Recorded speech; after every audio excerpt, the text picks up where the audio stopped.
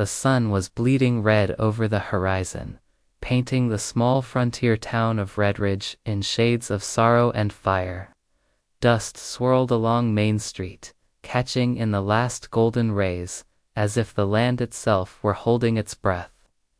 Thomas Callahan stood on the porch of his weathered ranch house, eyes fixed on the distant mountain peaks where shadows stretched long across the valley. In his hands he held a letter, its edges frayed, and yet the words burned into him with the force of truth. "Tom, I can't stay. I have to leave." Her handwriting had always been delicate, yet resolute. It reminded him of Eleanor Hayes, the woman who had arrived in Redridge 2 summers ago. A widow with eyes like storm clouds and a courage that could rival any man. She'd come to the town carrying nothing but her late husband's locket and the weight of a grief too heavy to bear alone.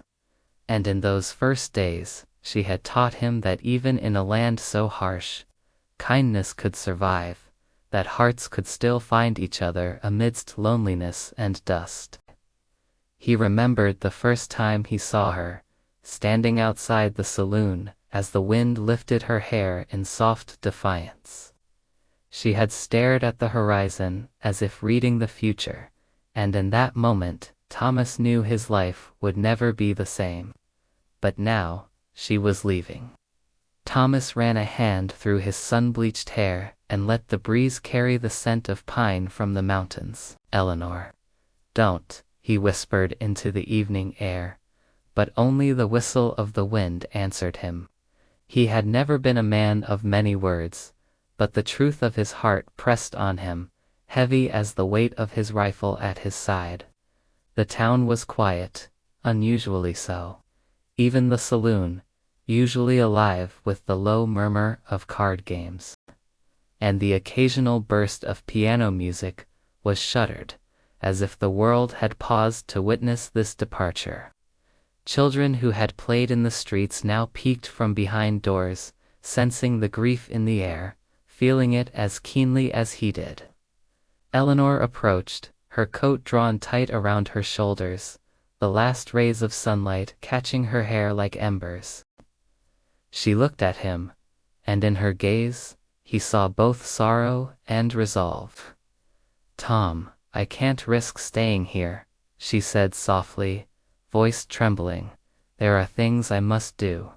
Debts to pay, promises I made long ago. I thought I could stay, but the mountains are calling me, and I have to answer." He stepped closer, heart hammering, and took her hands in his. "The mountains, Eleanor, those peaks, they'll tear you apart. It's not safe out there, not alone." She shook her head, a faint, sad smile touching her lips. "I've survived worse, Tom. You know that. But I need to do this. For me. For the family I lost. I need to find peace." For a long moment, they simply held each other, two souls tethered by fate, by love unspoken, by the quiet certainty that their hearts had found each other in the most unforgiving of lands. Then, slowly, she released his hands, lifted her chin, and walked toward the horizon where the mountains rose like silent sentinels. Thomas watched her go, every step a blade to his chest, yet he refused to call her back. Something deep inside told him this was not the end.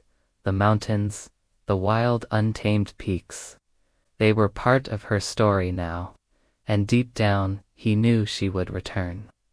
As night fell, he stood on the porch, the wind now colder, carrying the faint scent of pine and smoke. He lit a lantern and placed it in the window, a silent beacon for the woman who had become his heartbeat. "If you come back to me, I'll be waiting," he murmured to the darkness, though he wasn't sure if she could hear. The town of Redridge slept uneasily that night, its wooden streets creaking under the weight of untold stories, its saloons silent, its people dreaming of futures uncertain. and high above, the mountains stood guard. Their peaks cloaked in snow, holding secrets Thomas could only hope she would return to share. But Redridge was not without danger. Word had come from the north there were men riding through the canyons, outlaws with reputations carved from fear. One of them had been seen near Eleanor's late husband's homestead, a place she might be heading. And though Thomas had promised himself he would wait, he knew he might soon have to act. The winds of destiny were shifting, and the quiet town was about to be swept into a storm far larger than anyone could imagine. Thomas closed the door to the ranch house, lantern in hand, and looked once more toward the mountains. The stars were beginning to pierce the twilight sky, cold and distant, yet full of promise. "Come back to me, Eleanor," he whispered, and in that quiet, sacred moment, the first hint of hope stirred in his chest, fragile but unwavering, and then a distant hoarse whistle echoed across the valley, sharp and sudden. Not Eleanor's, but someone was coming. Someone with intentions he could not yet see. His hand rested on his rifle as the night closed in. The mountains loomed ahead, the wind moaning through the trees, carrying with it a sense of both dread and destiny. The story of Thomas and Eleanor and the trials that awaited them had only just begun. The wind carried a chill that night, sharp enough to cut through Thomas Callahan's coat. He kept the lantern at the window, its flickering flame a lonely sentinel against the darkness. Sleep eluded him. Every creak of the old ranch house, every whisper of the pines, felt like a sign or a warning. Eleanor's absence had left a hollow in his chest, one that no fire, no whiskey, no work on the ranch could fill. By first light, Thomas saddled his horse, Rufus, and rode toward the mountains. The dust of Redridge clung to his boots as he left the familiar streets behind. Each mile carried him further from safety and closer to the unknown. He remembered Eleanor's words, her eyes shimmering with quiet determination. "I have to answer the call of the mountains. For me?" And though he had promised to wait, the pull of worry and love drove him forward. As he rode along a winding canyon path, he glimpsed signs of recent activity: footprints, a broken branch, and the faint glow of a campfire now cold. His heart quickened. Someone had been here recently. Maybe Eleanor. Or maybe one of the outlaws rumored to haunt the northern passes. By mid-afternoon, the mountains rose above him like ancient guardians. The snow-dusted peaks gleamed in the sunlight, unforgiving yet majestic. Thomas dismounted near a narrow ravine and climbed carefully, scanning the ridges for any sign of life. And then he saw her lone figure in the distance, her coat worn and ragged, standing at the edge of a cliff, as if listening to the wind itself. "Eleanor," he shouted, his voice echoing across the valley. She turned, relief and fear flashed across her face, and for a moment, Thomas thought the mountains themselves had conspired to keep her from him.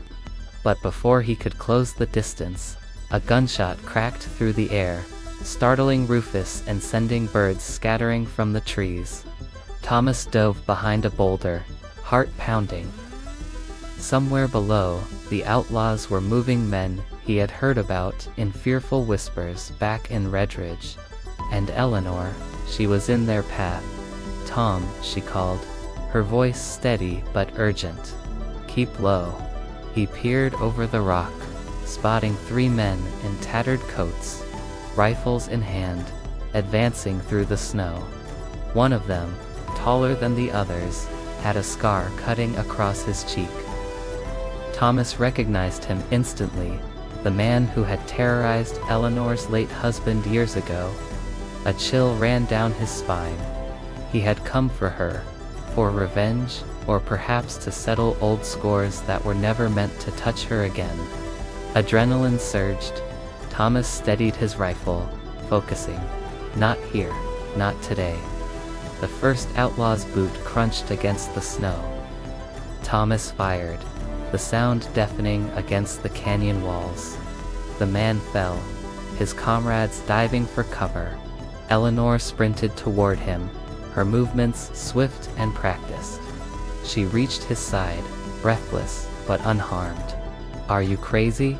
she hissed, grabbing his arm. "We need to move." He shook his head, unable to tear his eyes from the remaining two men. "I'm not leaving you to them." They ducked behind a ridge, the sun now dipping toward the horizon. The shadows stretched long, painting the snow in ominous shades. Thomas felt the weight of every choice pressing down. Protect her, pursue the outlaws, survive the treacherous terrain. And then, he realized, Eleanor was not just a passenger in this story. She had faced danger before, survived heartbreak, and carried the courage of generations. "I can fight," she said, eyes blazing. "We can end this together. Or not at all." They exchanged a brief nod, a silent understanding. Two hearts intertwined by love, loss, and destiny, preparing to face the storm that had chased her across the mountains. The fight was fierce. Snow whipped around them, stinging faces and making footing treacherous. Bullets tore through the air, thudding against rocks and trees. Yet through it all, Thomas and Eleanor moved with uncanny synchronicity, covering each other, anticipating each movement. The outlaws, skilled and ruthless, pressed hard, but the mountains themselves seemed to bend fate in favor of the two who dared to love. Finally, Thomas took aim at the scarred man, and in a breathless moment, fired. The outlaw fell, eyes wide in shock. The last man fled into the tree line, leaving the lovers trembling, exhausted, but alive. Eleanor collapsed against Thomas, snow clinging to her hair. "You came," she whispered, voice trembling. "You didn't wait for me to make it back alone." "I couldn't," he admitted. "I would have ridden these mountains 100 times over, just to find you." Silence settled, broken only by the wind moaning through the canyon. The mountains, now bathed in the glow of sunset, seemed to sigh with them. Thomas realized something profound. Love was not about waiting passively. It was about standing firm, taking risks, and fighting for the heart that mattered most. As they descended together toward the lower valley, a distant shadow flickered along the ridgeline, a sign that danger had not vanished entirely. Thomas's hand tightened around his rifle. The mountains had protected them once, but he knew the journey was far from over. And deep within, he also knew something else. Eleanor's path was still entwined with the secrets of her past, the debts she had promised to settle, and the promise of returning to Redridge, perhaps changed forever. They reached a small clearing, where a stream murmured under the snow. Eleanor knelt and splashed water on her face, eyes distant. "I thought I could leave it all behind," she murmured, "but the mountains, they remember everything. They hold your mistakes, your love, your pain." Thomas knelt beside her, placing a gentle hand on her shoulder. "Then we'll face them together," he said. "Whatever comes next, we face it as one." As twilight descended, painting the peaks in violet and gold, the two rode toward the distant horizon, hearts heavy with the weight of what they had faced, and yet lighter with the certainty that they had each other. But the mountains were silent no longer. A faint trail of smoke rose in the distance, curling against the darkening sky. Someone was waiting, watching, and the next storm was already gathering. The mountains stood like silent judges as Thomas and Eleanor rode through the twilight. their breaths steaming in the cold air. The trail of smoke from the previous night had vanished, but the tension lingered, thick and unrelenting. Thomas kept his hand near his rifle, his eyes scanning every ridge and shadow. Eleanor rode beside him, shoulders squared, her face a mask of quiet determination. She had faced the ghosts of her past and the outlaw's wrath. Yet something deeper still awaited them. The truth she had carried in her heart all along. They stopped at a narrow pass, the wind whipping icy needles against their cheeks. Eleanor dismounted, brushing snow from her coat.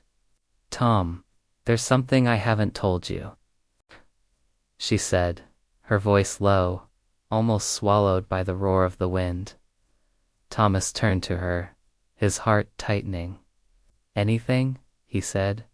"I need to know." She drew a trembling breath. "The reason I left Redridge, it wasn't just for my husband or the mountains. I have a brother. He's alive, somewhere out here. When the fire took my home, the men I thought were dead, he was taken. And I swore to find him. I've spent years tracking the truth, and now I finally know where he is." Thomas felt a pang of awe and sorrow. Her journey had never been about escape, it had been about family, about love, about reclaiming what the world had tried to take from her. He reached for her hand, feeling its warmth despite the cold. "Then we find him together," he said simply. The next days were a grueling climb through snow-laden passes, where each step tested their endurance. They followed faint tracks, listened for whispers along frozen streams, and relied on instincts honed by survival. The mountains challenged them, offering peril at every turn. Yet also moments of breathtaking beauty, crimson sunrise spilling over jagged peaks. A quiet deer watching them with unblinking eyes, the sound of a distant waterfall that seemed to sing hope into their hearts. Finally, in a narrow canyon cloaked in mist, they found Eleanor's brother, thin, ragged, but alive. His eyes widened in disbelief, then welled with tears as he saw her. "Eleanor," he whispered, his voice cracking. She dropped to her knees, embracing him fiercely. "I told you I'd find you," she said.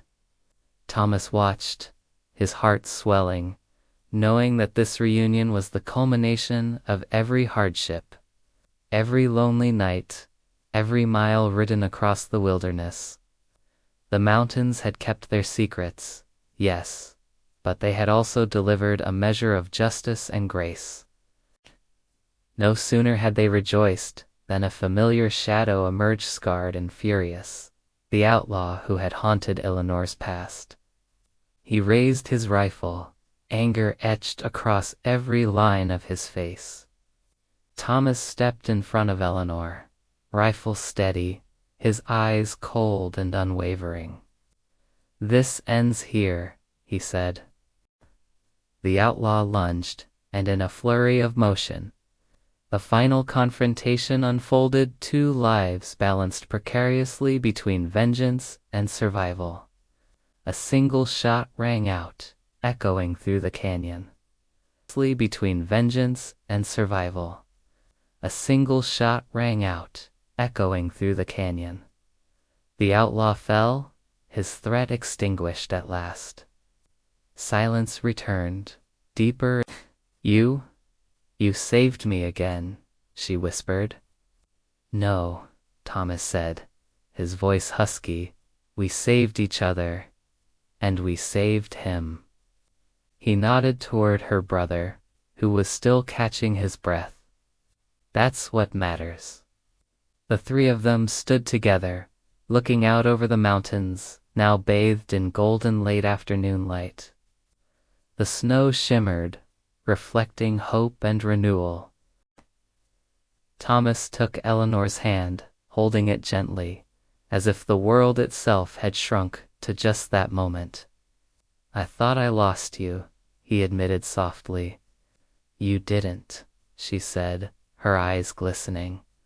"You never did, and I never stopped knowing you'd be waiting." As they rode back down the winding trails toward Redridge, the mountains receding behind them like silent guardians, Thomas felt a weight lift from his chest, a weight he hadn't even realized he carried. Love, courage, and forgiveness had guided them through peril, had reshaped their hearts, had proven that even in a land of hardship, the human spirit could triumph. When they reached the edge of Redridge, the townsfolk stared in awe, witnessing the trio emerge from the wilderness, triumphant and alive. The saloon doors creaked open, a bell tinkling softly. Children ran to greet Eleanor, while Thomas's neighbors tipped their hats, silently acknowledging the journey he and she had endured. While Thomas's neighbors tipped their hats, silently acknowledging the journey he and she had endured, Eleanor paused, looking back at the mountains one last time. A gust of wind lifted her hair, carrying with it the faint scent of pine and snow. She turned to Thomas, her eyes soft but filled with unshakable resolve. "We're home," she said. Thomas nodded, feeling the truth of it settle deep in his bones. The storms had passed. The danger had been met. And through it all, love had endured. As the sun set, painting the valley in brilliant shades of amber and rose, Thomas and Eleanor walked side by side toward the ranch, their hands intertwined. Behind them, the mountains stood silently, knowing their secrets had been honored, their lessons learned, and their champions found. And in that quiet, sacred moment, Thomas whispered, just for himself. She said goodbye at sunset, but the mountains brought her back. And this time, she stayed.